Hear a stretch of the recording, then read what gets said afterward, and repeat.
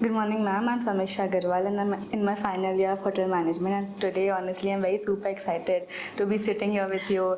And I can imagine that, like, talking to someone, and it doesn't get every day, like, who has walked the same corridors as me and is now doing very great things in the industry. And thank you so much for taking our time out. And it really means a lot to us and to students like us who are ready to go into the industry.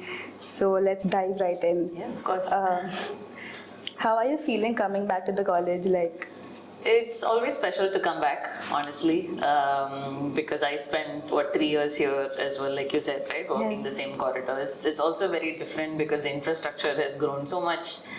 There's so much more that they have added on, and so there's, so many more resources that you guys can use and get better and improve. So it's great.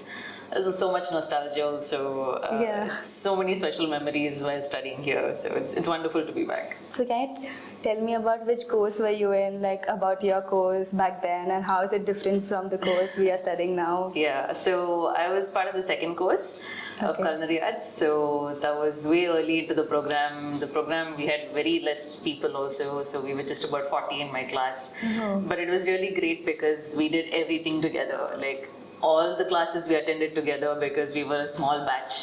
Kitchen, maybe we separated into two, but then every day we were in the college. We lived in the hostel, all of us, so then we saw each other all the time. We went into the mess all the time. We went to Uday's canteen all the time. So that's what I mean, right? Everything we did together, and we're still so tight-knit, like That's we all great. stay in touch, and so it's great. So I think that was wonderful that we were part of the second course.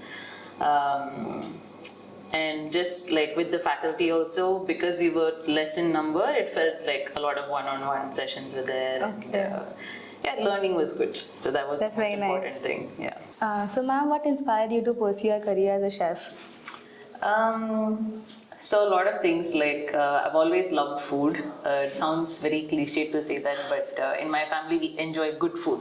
Okay. My mom also really wanted to get into catering actually, but when she was a student and her parents were like, how can you get into catering? So they made her pursue medicine. But then she did cooking as a hobby. So every meal we had at home was like a gourmet meal. She would try new recipes, she would learn new things, she would buy so many cookbooks, she would buy all the tools and the equipment. So definitely I got that love of cooking Yeah. from her, for sure. But also at the same time, like again, in the family we all enjoyed good food. So it just seemed like a natural progression. And how did you get into chocolate making, like, specifically? That happened honestly by accident. So after graduating from WGSHA, and then I went to Cordon Bleu in Canada, and for some reason unknown to me, they chose me for a chocolate sculpture festival, like a Okay. competition. And I didn't know much about chocolate at all. So then I went and got a part-time job at a chocolate Oh. shop so that I can In get Canada only? in Canada. Yeah. While I was Okay. in the program, I was just a first semester student. Okay, so it was like a part-time job. Yeah, it was a part-time job Okay. during the course. So because they selected me for the competition, I went and started working in Okay. the chocolate shop to get more practice and more training. And then, but the more I did it, I really enjoyed the work. And then, because it's so much of precision, we have to follow everything so accurately. That's what I liked about baking and pastry. And in Okay. chocolate, it's even more. Okay. And it's also so much of creativity, so much of art, and you put so many principles from the art world into the chocolate world also. So I think I really enjoyed that amalgamation of it, and then that's how it all started. That's great. So, like, being a woman in this industry is very hard.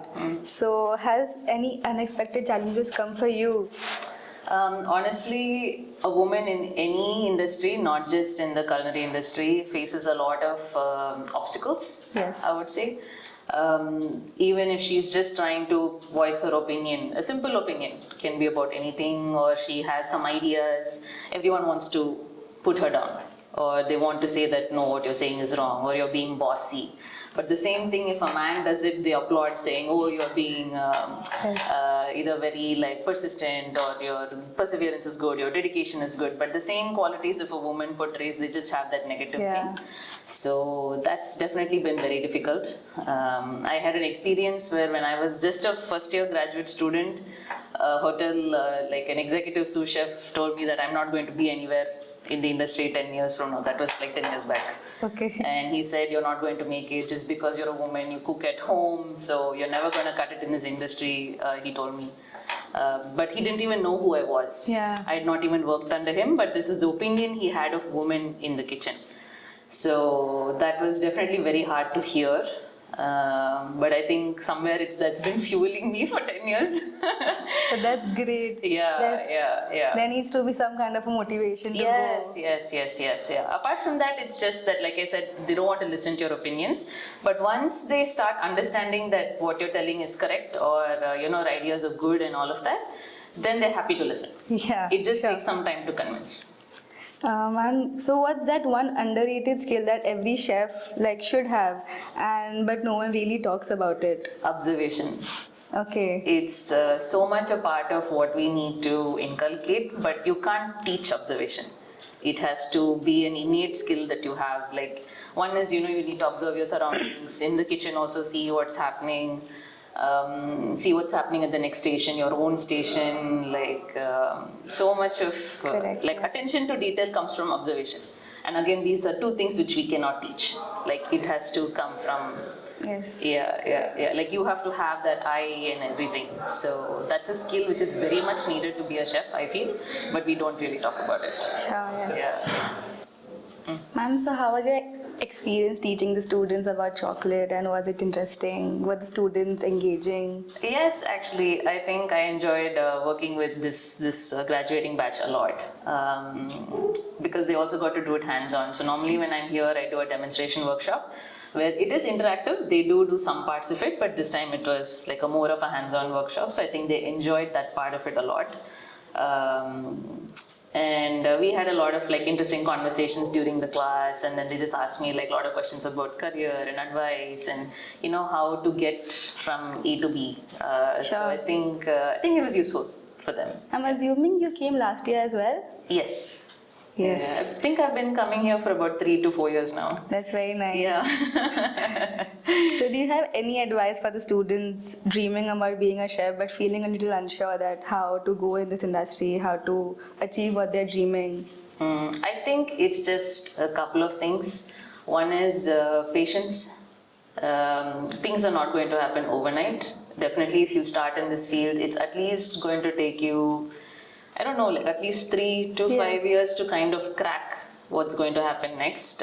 Maybe if you're really lucky, yes, something good will happen immediately. But definitely give it time. So therefore, that patience of just waiting it out. I feel like now, unfortunately, in this generation, you guys want everything super fast. But work hard for it for sure, and things will fall into place. So one thing is patience, and I would say precision.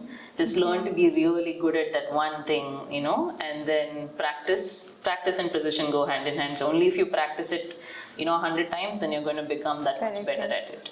And then again, that needs patience. So these three, like I said, just you need all the three, and then I would say that things will happen all in good time. Yes, that's great. Yeah. Ma'am, what is a suggestion if a chef, a beginner chef, should work in India or should go abroad? I think that's a misconception that we have, that we have to go abroad to learn something. I think now the restaurant scene and the culinary scene in India has just grown so much, leaps and bounds. We are getting featured in Asia's 50 Best, and we are in this next to watch in the world's 50 Best. So that means that level of skill is already here, and we are unnecessarily looking for it elsewhere. Okay. So I don't think that's a requirement anymore, that you have to go abroad. I think you can work here also and get anywhere you want to go, but you have to work hard. You have to do a lot of self-study. You have to do a lot of research. No one is going to hand anything to you on a silver platter. So wherever you work, you have to put in the effort. Ma'am, but there's a misconception about the money and salary as well, that in India you get people don't respect you, they pay you very less, and that's why mostly the beginners after graduation, they go to abroad. Right, but the similar thing can happen abroad as well. Yeah, but and then rentals are also higher there. Yes. So if it's Dubai, for example, you actually don't get paid a lot, and the house rental scenes are also not very good. You'll always be living with somebody else. You'll never have your own space. So the grass looks greener On the other always on side. the other side, Yes. but I think good opportunities can be found here as well. Yes, ma'am. Yeah. That's correct. So thank you so much, ma'am, for sharing your journey with us today, and it was really inspiring for our students and for us to talk to you, who has already, who is an alumna of our college, and wishing you all the best for everything that you go ahead with. Thank you so much again. Yeah, thank you so much, and my pleasure to be here. Yeah. Thank you so much, ma'am. Yeah.